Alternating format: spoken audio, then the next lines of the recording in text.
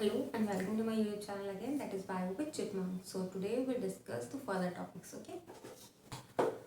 So now yellow spot. Yellow spot क्या है? Area of best vision. जैसे मैं पहले बता चुकी हूँ कि area of best vision का मतलब है यहाँ पे सबसे bright and सबसे clear image बनेगी, okay?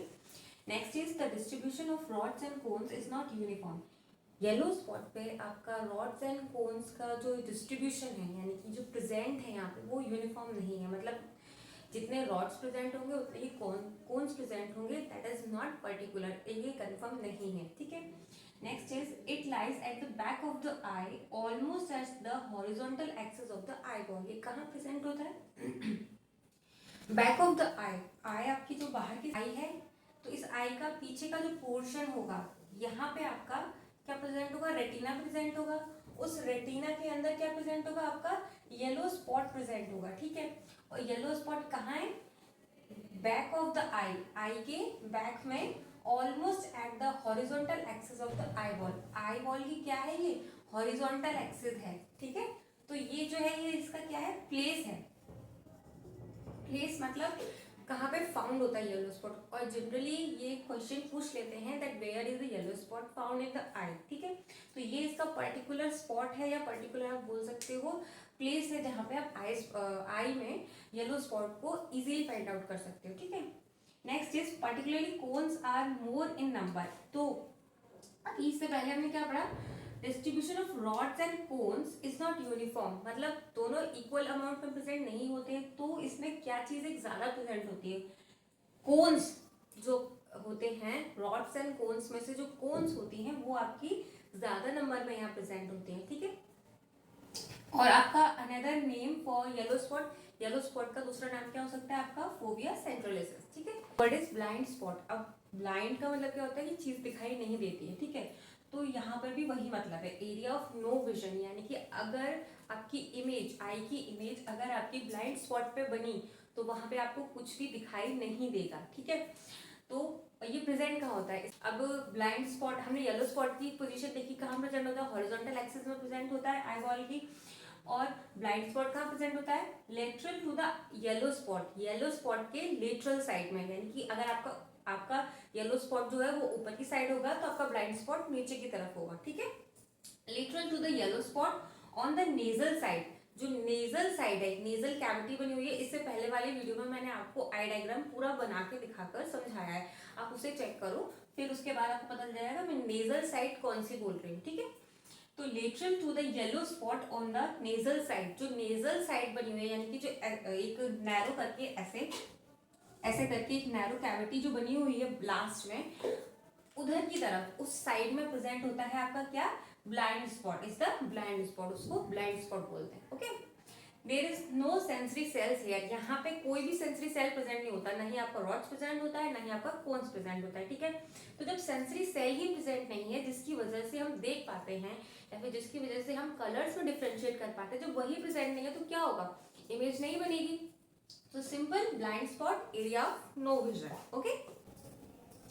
सो नाउ लेंस। अब लेंस क्या होते हैं? Transparent biconvex crystalline body. एक तो ट्रांसपेरेंट होता है, मतलब you can see through it, okay.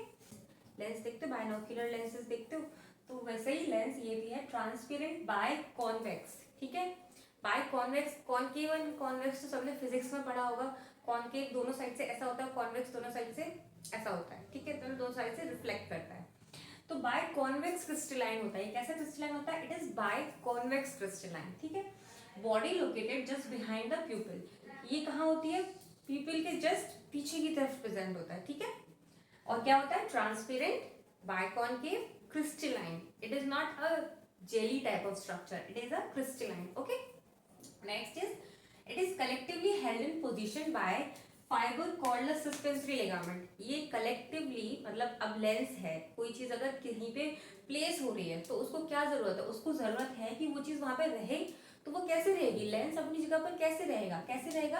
By the fibres, जो भी फाइबर्स उसमें प्रेजेंट होते हैं, कौन से? सस्पेंसरी लिगामेंट फाइबर्स होते हैं उसमें, सस्पेंसरी लिगामेंट्स। और सस्पेंसरी लिगामेंट्स को भी कौन पकड़ के रखता है? सस्पेंसरी लिगामेंट ने आपके लेंस को पकड़ के रखा है। अब उन सस्पेंसरी लिगामेंट्स को कौन पकड़ के रखेगा? सिलेरी बॉडी, ठीक है, उसको सिलेरी बॉडी सपोर्ट देगी, fine. So now next is your aqueous chamber. Aqueous chamber क्या कहाँ प्रेजेंट होता है, इसका फंक्शन क्या होता है, ठीक है। Present in the front chamber between a clear watery liquid. ये कहाँ प्रेजेंट होता है, फ्रंट चैम्बर में। आपका विट्रस ह्यूमर होता है आपके पीछे के चैम्बर में, मतलब आपकी आई का जो शेप जिस वजह से मेंटेन रहता है वो आपका होता है विट्रस चैम्बर की वजह से। ओके, एक्वस चैम्बर आपका फ्रंट में प्रेजेंट होता है between a clear watery liquid. और ये कहाँ प्रेजेंट होता है, between a clear watery liquid. Watery liquid जिसको आप क्या बोलते हो, एक्वस ह्यूमर। एक्वस ह्यूमर को ही आप वाटरी लिक्विड बोलते हो, जो कि फ्रंट चैम्बर में, मतलब जो बाहर की तरफ होता है दिखता है, वो आपका एक्वस चैम्बर होता है, ठीक है। अब इसका फंक्शन क्या होगा, keep the lens moist and protected from the physical shock. Physical shock से बचाना, किसी ने अगर आपकी आंख पे बाय मिस्टेक लग गया किसी चीज से, तो उससे भी बचाना। जो छोटी मोटी चोट है उसको बचा लेना, और अगर सीवियर इंजरी है तो फिर वो उसके लिए अलग प्रोसेस होता है, ठीक है। और लेंस को मॉइस्ट रखना। अगर आपका लेंस मॉइस्ट नहीं होगा तो आपको आईज में पेन होने लगेगा, आपको आईज बहुत ड्राई लगने लगेगी। दैट्स व्हाई होता है ना, कभी कभी डॉक्टर्स केवल आपको ड्रॉप्स डालने के लिए देते हैं आंखों में, वो इसलिए देते हैं ताकि आपका लेंस जो है वो क्या है, मॉइस्ट रहे, आपको इरिटेशन ना हो आंखों में, ठीक है। Next is it refracts light. और ये लाइट को क्या करता है, रिफ्रैक्ट करता है, ठीक है। इसके दो फंक्शन है। So if you have any problem related to this topic or any other topic, please let me know in the comment section. Please like, share and subscribe to my YouTube channel Bio with Chipmunk.